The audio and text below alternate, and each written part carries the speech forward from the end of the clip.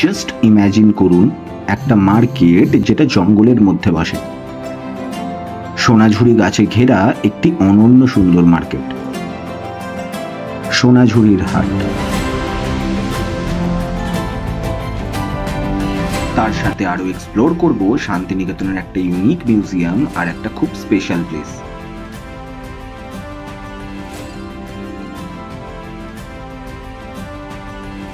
যার সম্পর্কে আমরা বাংলা মিডিয়ামের স্টুডেন্টরা ছোটবেলায় পাঠের বইতে প্রায় সকলেই পড়েছি। তো ওরা এখন নদী ক্রস করছে, জানি না কত দূর যাবে, কি কোথায় যাচ্ছে। তবে আমারও পায়ের অবস্থাটা খুব ভালো নয়, একদমই খারাপ হয়ে আছে। আমিও একটুখানি নেমে পাটাকে ধুয়ে নিই।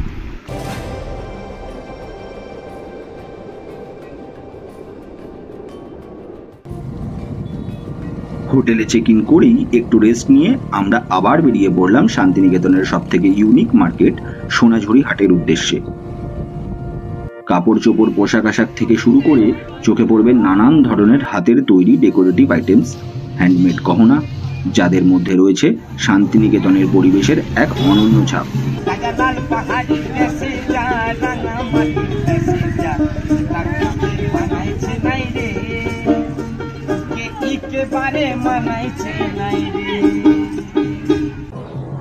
তো আমরা এখন খেতে এসছি, আর এখন এই সোনাঝুরির হাটে এসে আমরা একটা জায়গায় যেখানে খেতে ঢুকছি, সেই জায়গাটার অ্যাম্বিয়েন্সটা জাস্ট দেখুন।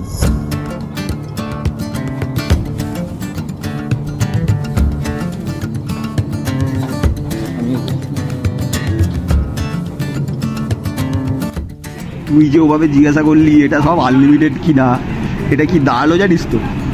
এটা দাঁড়ালো যে তুই আনলিমিটেড বলে তুই ওর পাত থেকে নিয়ে খাবি। যেহেতু তুই বিরিয়ানি অর্ডার করেছিস, এই যে খাবো মাটন বিরিয়ানি, তার সাথে রায়তা আছে। আমিও বিরিয়ানি নিয়েছি, মাটন বিরিয়ানি, আর ও নিয়েছে এই বাঙালি থালি কম্বো, এটার সাথে মাটনও আসবে।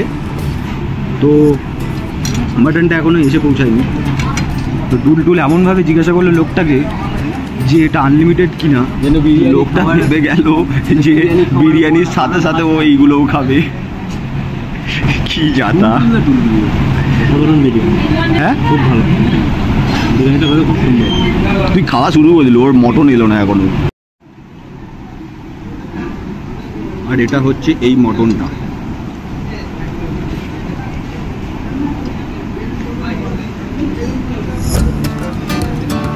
জাস্ট এই রেস্টুরেন্টটা থেকে খেয়ে বেরোলাম, আর খাবারটা দেখলে আর টেস্টটাও দারুণ ছিল। তো আমরা যেটা খেলাম সেটা হচ্ছে মটন বিরিয়ানিটার দাম ছিল 180 টাকা।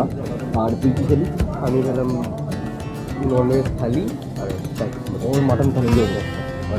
ও একটা মাটন থালি নিয়েছে, তো ওর মাটন থালিটার দাম পড়েছে সব মিলিয়ে, আনলিমিটেড ছিল 560 টাকা। তো মাটনটা শুধু 4 পিসই ছিল 560 টাকা। আর এরকম একটা দারুণ অ্যাম্বিয়েন্সে জাস্ট এই রকম প্রাইসের মধ্যে খাওয়া যথেষ্ট একটা ভালো এক্সপিরিয়েন্স ছিল হোটেলটার সম্পর্কে। তো এই রেস্টুরেন্টটার নামটা আমরা দেখাচ্ছি, রোশনাই রান্নাঘর। এ ভাই রেনকোট, এটা ভিডিও ব্লগে আমি রেনকোট আনতে ভুলে গেছি। রেনকোটটাই আনতে ভুলে গেছি, কি যাতা! আমিও যাবো না, তারা রেনকোট পেয়ে গেছি। কি আছে এগুলো? হাফাতা জামা। খোল।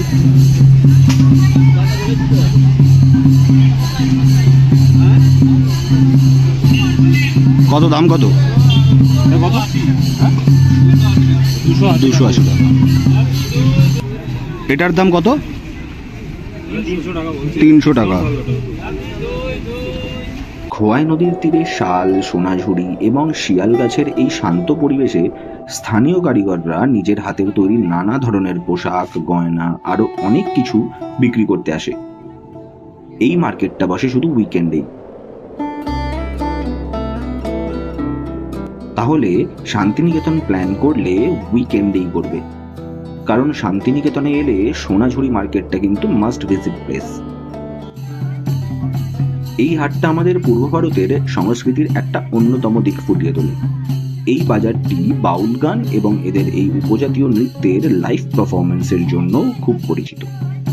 ইচ্ছা হলে এদের সাথে আপনিও এই নাচের আনন্দ উপভোগ করতে পারেন, যা একটা লাইফ টাইম এক্সপিরিয়েন্স।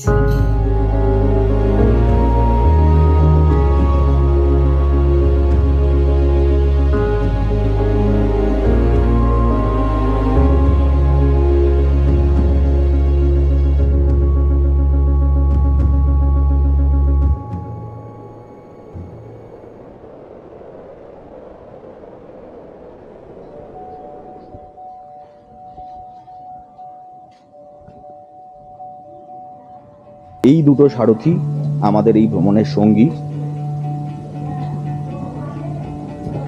কাল থেকে যথেষ্ট ভালো মাইলেজও দিয়েছে হান্টার 350 আর তার সাথে ইউনিকর্ন। পরের দিন সকালবেলা হোটেল থেকে চেক আউট করে আমরা লাগেজগুলো হোটেলেই জমা রাখলাম। তারপর বেরিয়ে পড়লাম শান্তিনিকেতনের বাকিটা এক্সপ্লোর করতে। বৃষ্টির তোয়াক্কা না করেই রেনকোট পরে বেরিয়ে পড়লাম। বৃষ্টি ভেজা শান্তিনিকেতন এ যেন এক স্বপ্নের মতো। বৃষ্টি হয়ে গাছপালাগুলো যেন আরো সবুজ হয়ে উঠেছে। শান্তিনিকেতনের বেশিরভাগ লোকজনেরাই শীতকাল বা বসন্তকালে আসে, কিন্তু বর্ষায় শান্তিনিকেতনের ভাইবটাই আলাদা হয়। কিছুক্ষণ বিশ্বভারতী ক্যাম্পাসটা এদিক ওদিক ঘুরে দেখার পর আমরা চলে গেলাম সৃজনী শিল্পগ্রাম মিউজিয়ামের উদ্দেশ্যে।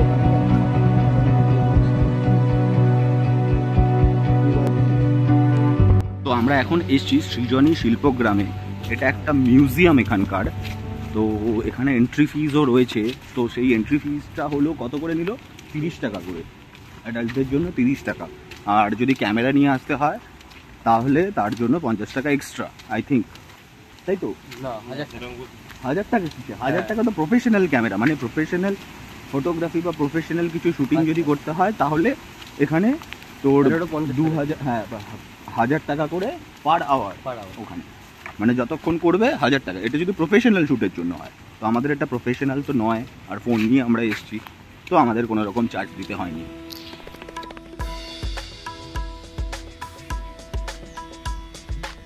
এই মিউজিয়ামটা আর 5টা মিউজিয়ামের মতো নয়, একদম ওয়েল ডেকোরেটেড একটা পার্ক। এখানে দেখা মিলবে বাংলা, উড়িষ্যা, বিহার, সিকিম, অসম সহ 7 রাজ্যের শিল্প নিদর্শন। দেখা মিলবে আন্দামান নিকোবর দ্বীপপুঞ্জেরও। এখানে রয়েছে প্রত্যেক রাজ্যের একটি করে কুটির, আর সেখানে প্রবেশ করলেই দেখা মিলবে অভূতপূর্ব সব শিল্প নিদর্শন। এক একটা কুটির এক একটা রাজ্যের প্রতীক। তো যেমনটা এখানে দেখতে পাচ্ছেন যে এটা হচ্ছে আসাম, মানে এটা হচ্ছে সৃজনী শিল্পগ্রাম। তো এইখানে নানান স্টেট, আমাদের ইন্ডিয়ার অনুযায়ী ইন্ডিয়াতে যতগুলো স্টেট আছে, যেমন এটা হচ্ছে আসাম, এটা হচ্ছে ঝাড়খণ্ড, ওখানে আছে মণিপুর, ওখানে মানে সব রিলেটেড। যেমন এইটা হচ্ছে আসামে এই রকম টাইপের বাড়ি বা এই রকম টাইপের শিল্প অনুযায়ী বা কিছু রিলেটেড, আসাম রিলেটেড এখানে ডেকোরেশন করা হয়েছে। তো এখানে নানান ধরনের যে আসামের যে শালগুলো বিখ্যাত, সেই সব ধরনের শাল, ঢোল, আরও ওদের নেটিভ কিছু আইটেমস সব এখানে সাজিয়ে রাখা হয়েছে। তো যেমন এটা হলো নিকোবর, আর নিকোবরের বাড়ির স্ট্রাকচার দেখতে পাচ্ছেন কিরকম। তো চলুন উপরে যাই। এইখানটা করে জুতো খুলতে হবে, আর জুতো খুলে এই সিঁড়ি দিয়ে উঠতে হবে। তো এতগুলো স্টেটের বাড়ির মধ্যে থেকে এটাই হচ্ছে ফার্স্ট ফ্লোরের বাড়ি, মানে দোতলা যেটাকে আমরা বাংলায় বলি। এখানে দেখতে পাচ্ছেন উপর থেকে জাস্ট ভিউটা কি সুন্দর।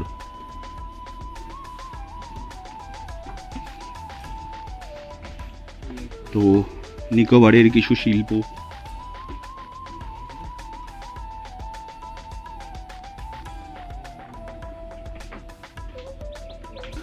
তো এই ছবিটা দেখে যেটা মনে হচ্ছে টোটালটা, যে নিকোবর, আন্দামান নিকোবর যেহেতু একটা আইল্যান্ড, তো সেখানকার লোকেরা যে এই নৌকা টাইপের জিনিস তৈরি করেছিল, তো সেই একটাকে এখানটা করে তুলে ধরা হয়েছে।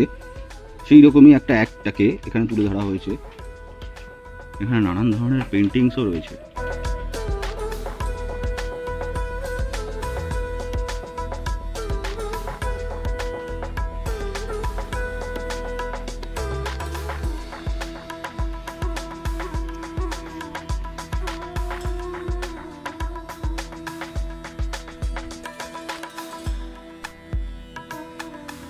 একটা প্লেসে এলাম। এই প্লেসটা দেখতে পাচ্ছ একদম সামনে ফাঁকা মাঠ, আর এইখানটা করে একটা স্টেজ মতো করা আছে যেটা অনুষ্ঠানের জন্য ব্যবহার করা হয়। তো এইখানটা করে অডিয়েন্সরা বসে, আর এটা হচ্ছে এই স্টেজে ওঠার জায়গা। আর স্টেজটার উপরে জাস্ট যদি উঠি তাহলে তোমরা দেখতে পাবে এই স্টেজটা না পুরোটাই ঘাসে ঢাকা।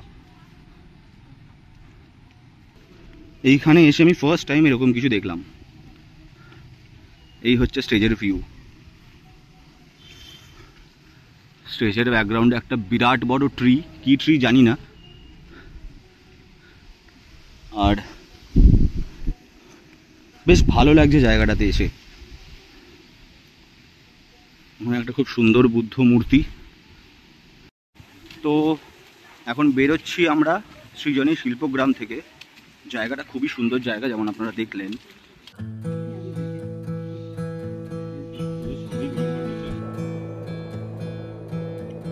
শান্তিনিকেতনে আসবো আর কোপাই নদীর তীরে আসবো না, এটা কি করে হয়? তাই পুরো ট্রিপটার উপর চেরি অন দ্য টপ হিসেবে কোপাই রিভারটাও মাস্ট ভিজিট প্লেস।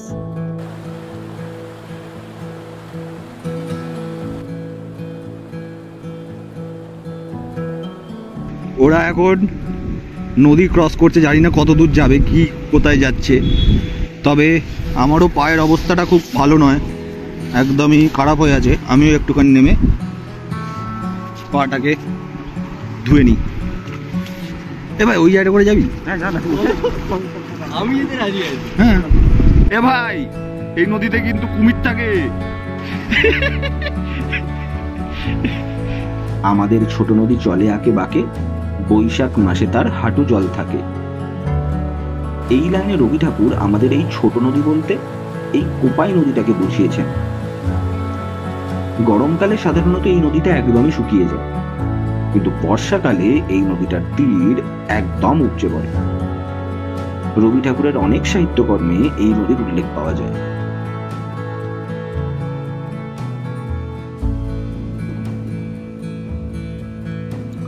বৃষ্টি ভেজা শান্তিনিকেতনকে এইভাবে অনুভব করতে করতে বুঝতেই পারিনি কখন যেন ঘড়ির কাঁটায় 5টা বেজে গেল।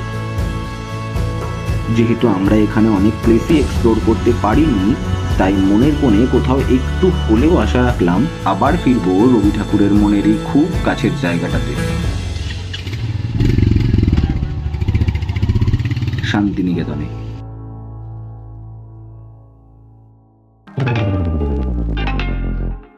যারা ভিডিওটা এতদূর দেখেছো তাদেরকে অসংখ্য ধন্যবাদ। আমি এই ধরনের ট্রাভেল ব্লগিং কন্টেন্ট আনতেই থাকি। এর আগের ট্রিপে আমি 350 কিলোমিটার বাইক নিয়ে কলকাতা থেকে ঘাটশিলা গেছিলাম। সেই ভিডিওটা দেখতে হলে বাঁদিকের লিঙ্কে ক্লিক করো। আর হ্যাঁ, ফিউচার কন্টেন্টস পেতে হলে সাবস্ক্রাইব করতে ভুলো না যেন।